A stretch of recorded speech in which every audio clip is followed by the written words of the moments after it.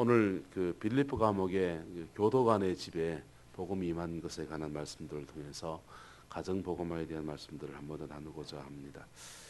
교도관의 가정에 전혀 새로운 진리가 전파되게 되었습니다. 빌립보 감옥이 우리가 알고 있는 대로 옥토가 움직이면서 사도 바울이 매를 맞고 모진 매를 맞고 갇힌 곳이 억울하게 갇힌 곳이 이 감옥이 아닙니까? 돈 없고 백 없는 사람, 그리고 예수를 믿는 것 때문에 감옥에까지 갇힌 바로 그 사람과의 만남이 이제 간수 교도관에게 이루어지게 됩니다. 다른 죄수와 좀 달랐는 것 같아요. 다른 죄수들은 감옥에 들어와서 아야 아야 하면서 그 맞은 자리에 아픔을 토로하든지 또 엉엉 울든지 내가 왜 감옥에 와 있는지 바뀐 환경 속에서 어쩔 줄 몰라 하고 그럴 텐데, 사도 바울은 거기서 담담하게 하나님께 기도하고 찬송하고 있었습니다.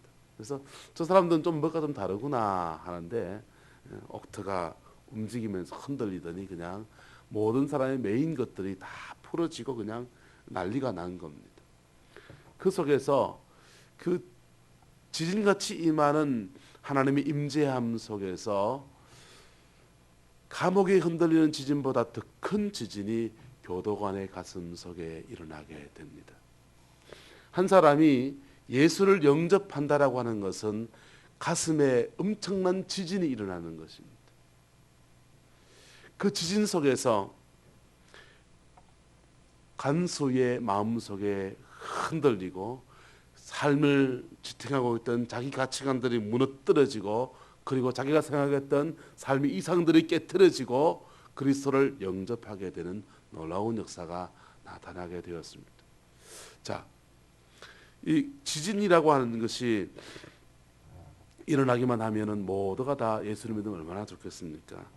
옛날에 샌프란시스코와 로스앤젤레스 지진이 났을 때 그 다음 지진 나고 그 다음 주에 교회마다 사람들을 꽉꽉 찼다고 합니다. 미국 교회도 꽉 차고 한국 교회도 꽉 찼다고 그래요.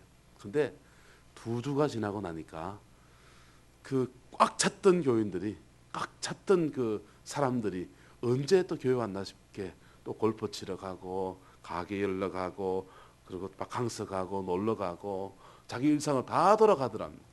지진을 통해서 예수를 믿은 사람은 불과 몇 사람밖에 되지 않았다고 합니다.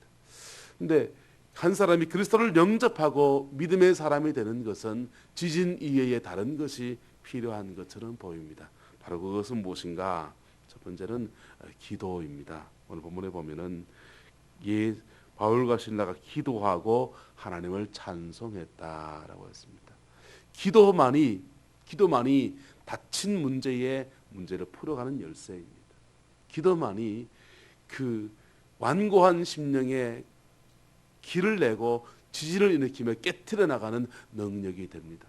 여러분, 지금은 교도관이라는 직업이 괜찮은 직업이겠지만은 이 당시에 교도관이라는 직업이 어떤 직업이겠습니까?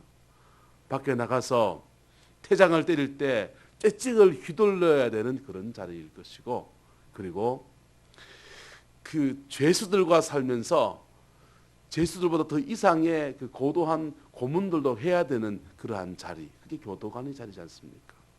근데 그 사람의 그 악한 삶의 모든 정황 속에 노출된 그 사람의 가슴이 깨트려지는 그 지진이 일어나게 된 것은 바로 바울과 실라의 기도가 있었다라는 것입니다.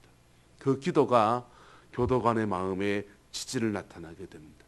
두 번째로 그 교도관의 마음속에 지진을 일으킨 것은 바로 무엇인가 하면은, 다른 사람들은 창고가 열리면 얼른 도망치는 것이 일상사였는데 바울과 실라가 칼을 빼려 자결하려 하는, 얼마나 극단적인 사람입니까? 자기가 옥토가 흔들리고 지진이 나서 죄수들이 다 도망했습니다. 자기의 책임이 아니지 않습니까? 불가항력적인 그런 일이지 않습니까? 충분히 변명할 수 있고 충분히 이야기할 수 있는 그런 문제일 것입니다. 그런데 그 문제 앞에서 자기 칼을 빼서 자결하려고 하는, 자해하려고 하는 그런 위급한 상황, 극단적인 사람이죠. 그런데 그 상황 속에서 바울과 실라가 말하기를, 우리가 다 여기 있노라 충분히 도망갈 수 있고 충분히 탈출할 수 있는 그 상황 속에서 우리가 다 여기 있노라, 다른 사람들과 전혀 다른 삶의 방식을 가지고 살아가는 바울과 실라의 삶의 액션 속에서 그는 또 한 번 마음에 지진이 일어나게 됩니다. 충격 속에서 또 한 번 충격을 받습니다. 저 사람들은 삶의 인격이, 삶의 방식이 전혀 다른 사람을 만나게 된 것입니다. 그것이 교도관의 가슴 속에 지진을 일으킵니다. 그리고 그 지진을 일으켜서 그가 엎드려서 간구하면서 이렇게 말합니다. 내가 어떻게 하여야 구원을 받으리까? 라고 묻습니다. 내가 어떻게 하여야 구원을 받으리까? 그리고 주 예수를 믿으라라는 권면의 말씀을 듣고 예수님을 영접하게 됩니다. 그리고 그날 밤에 바울과 실라를 데리고 자기 집으로 영접하는 모습을 볼 수가 있습니다. 32절에 보면 그 집에 있는 모든 사람에게 전하더라 라고 했고, 너와 내 집이 구원을 받으리라 이렇게 말씀하신 것. 그 다음에 33절에 보면 그들을 데렸다가 그 맡은 자리를 씻어주고 자기와 온 집이 세례를 받았다라고 했습니다. 바로 주의 종을 자기 가정으로 영접하여서 온 가족들이 다 복음을 들었다라는 것입니다. 여러분, 교도관이라고 하지만 죄수를 빼내어서 자기 집으로 데려가는 것이 쉬운 결단이 아닙니다. 그 죄수가 없으면 자기 목숨으로 대신해야 된다는 로마의 법규 때문에 그가 자결하려 했던 사람이 아닙니까? 자기 자리, 교도관이라고 하는 자기 자리를 생각하면은 이 죄수를 빼서 집으로 영접할 수는 없는 것입니다. 그런데 집으로 영접해서 온 가족이 다 복음의 말씀을 듣게 기회를 만듭니다. 세례를 받습니다. 가끔씩 목회자를 강제해서 꼭 집으로 모시고 가는 분들을 만날 때가 있습니다. 자기 어머님이 신앙생활을 하지 않는데 꼭 가서 목사님 가서 예수님 복음을 전해주면 좋겠습니다. 그렇게 말해요. 가서 보면은 다 그 모든 마음의 준비를 다 하기 위해서 정말 어머님의 공을 들이는 흔적들이 참 많이 보입니다. 며칠씩 작정해서 기도하기도 하고, 그렇게 가서 만나서 이런저런 얘기하면서 목사가 어떤 사람입니까? 복음 전하는 데는 전문가가 아닙니까? 그래서 복음을 전하면 정말 영접을 해요. 자, 이 속에서 이 가정이 온전하게 회복이 되어지는 축복을 누리게 되었습니다. 그와 온 집안이 하나님을 믿음으로 크게 기뻐하였다라고 했습니다. 복음이 한 사람에게 들어오게 되면 들어온 복음은 옆에 사람에게 번져갑니다. 이 사람과 이 사람이 동시에 그리스도를 영접하게 되면 거기에는 모든 벽들이 무너지게 됩니다. 에베소서 2장의 말씀을 보면은 예수를 영접한 두 부류의 사람들이 나옵니다. 에베소 2장에 보면은 그는 우리의 합행이신지라 둘로 하나를 만드사 새로운 한 사람을 지으시고 이 둘이 하나 되어서 성령 안에서 하나님께 나아가게 하셨다라고 했습니다. 전혀 다른 두 사람이 그리스도를 각각 영접하고 그리고 한 공동체에 들어와서 두 사람이지만 마치 한 사람처럼 그렇게 하나님 앞에 나아가는 연합되어졌다라는 것이죠. 근데 에베소 2장은 우리가 사람들이 생각하기를 그 주는 평화, 막힌 담을 모두 허셨네 이 찬송 늘 부르지 않습니까? 근데 그 찬송을 부르면은 주는 평화, 막힌 담을 모두 허셨네 할 때 이 막힌 담을 허신 것이 하나님과 우리와의 막힌 담을 그리스도가 허신 것처럼 그렇게 생각합니다. 아니요. 거기서 말하는 이 담이라고 하는 것은 사람과 사람 사이에 인간적인 모든 높여져 있는 담을 말하는 것입니다. 부유한 사람과 가난한 사람, 남성과 여성, 부모와 자식, 특별히 에베소 2장에 나오는 말씀을 말하면은 유대인과 이방인 전에 개처럼 여기며 상종하지 않던 그 사람이 바로 담이 허물어지면서 하나님의 가족이 되는 것을 말씀하고 있습니다. 오늘 이 가정에는 하나님의 가족이 되는 축복의 역사를 누리게 되었습니다. 하나님의 가족이 되었을 때 그것이 얼마나 강력한 하나님을 만들어 나간지 모릅니다. 예수 그리스도의 피로 말미암아서 모두가 그리스도로 말미암아 구원을 받는, 또 천국을 소망하는 동일한 소망을 가지고 동일한 은혜를 입고 동일한 성령의 역사 가운데서 하나님을 경험하면 그것은 어느 누구도 깨뜨릴 수 없는 강력한 하나님을 만들어 나갑니다. 한번 합시다. 성령의 하나 되게 하신 것을 힘써 지키라. 여러분, 성령이 저와 여러분들 안에 들어와서 말씀을 나눌 때 어떻게 역사하십니까?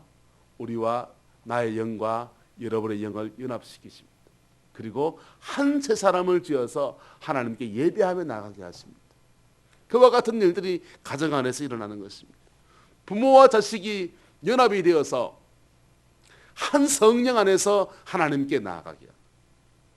남편과 아내가 연합이 되어서 한 성령 안에서 하나님께 나아가게 하는, 믿음으로 선 가정에는 이러한 축복이 있습니다. 34절에 그것을 말합니다. 그와 온 집안이 하나님을 믿음으로 크게 기뻐하니라 라고 했습니다. 크게 기뻐하니라. 교도관의 가정 안에서 어쩌면 기쁨이 없었을지 모르겠습니다.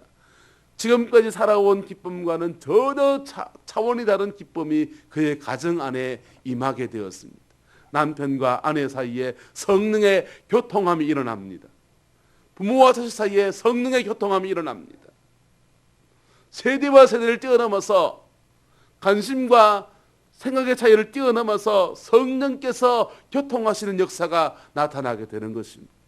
그것이 이 교도관의 가정에 새로운 하나님의 가족으로 거듭날 때 이루어진 축복입니다.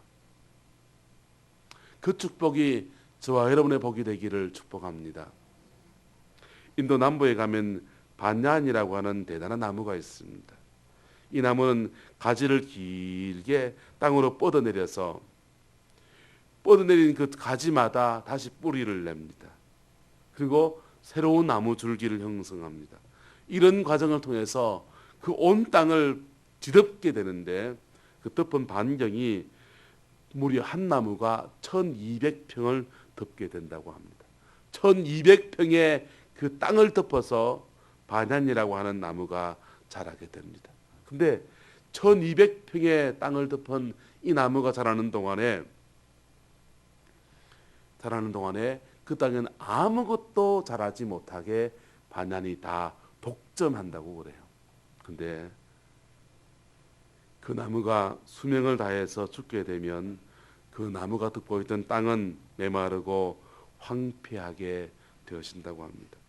근데 바나나라고 하는, 우리가 먹는 바나나는 다른 인생을 살아갑니다. 새순이 돋아난 지 6개월이 지나면 그 6개월 지난 작은 나무 옆에 새로운 순들이 돋아나게 됩니다.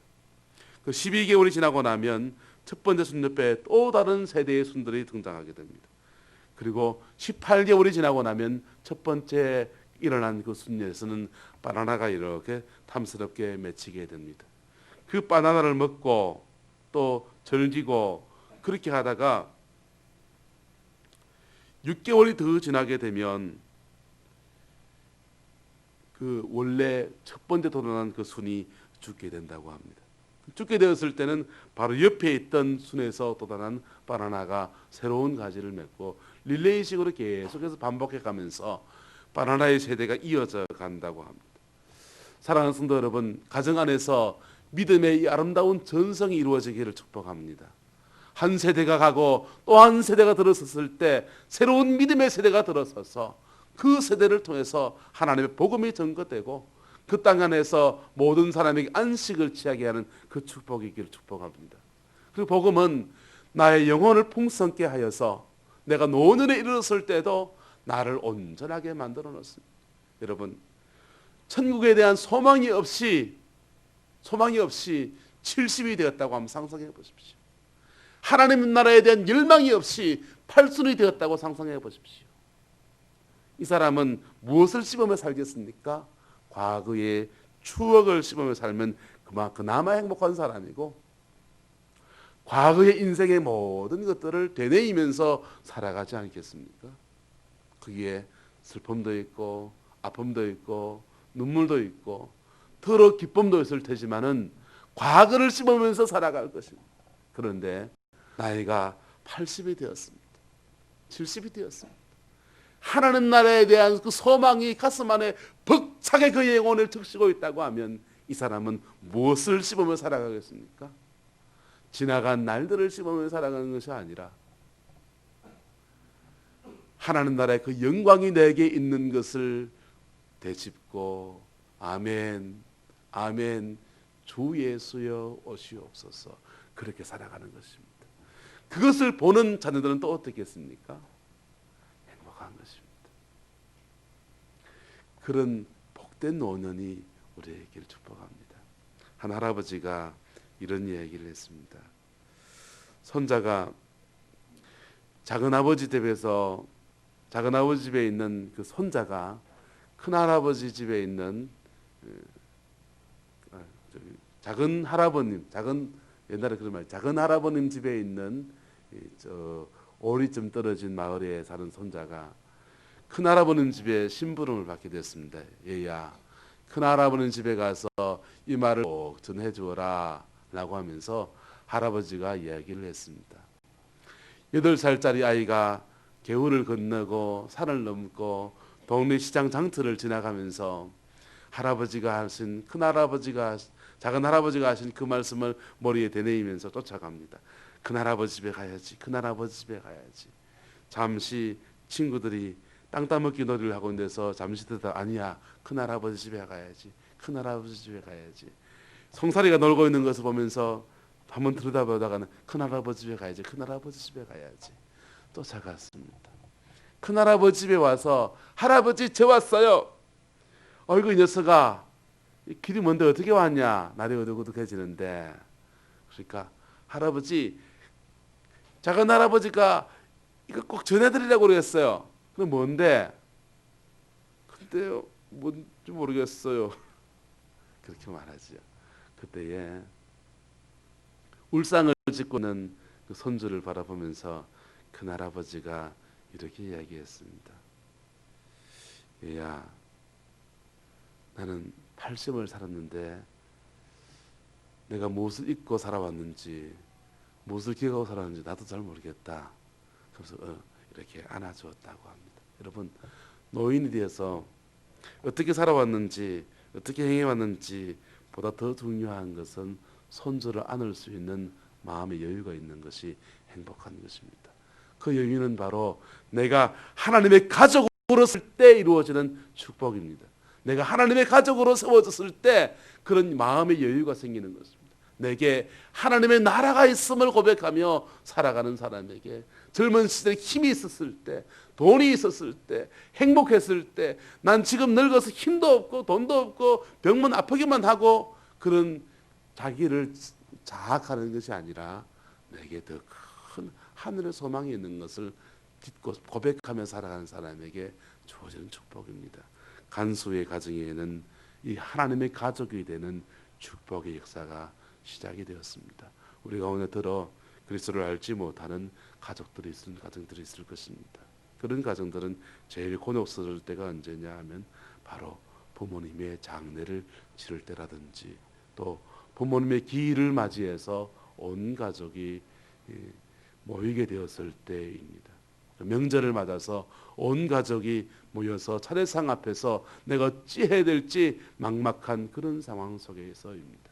여러분 복음을 깊이 묵상하십시오. 그리고 그 복음이 내게 있는 정도가 아니라 뻗어나갈 수 있도록 여러분 나름의 최선의 기회를 만들어 보십시오. 또 필요하다면 주의 종을 정하십시오. 그래서 그 복음이 뻗어나가고 뻗쳐나갈 때 하나님의 가족이라는 울타리 안에 들어오게 될 때 그 기쁨이라고 하는 것은 말할 수 없는 큰 축복으로 여러분의 가정을 여러분의 삶을 적셔 줄 것입니다. 기도합시다.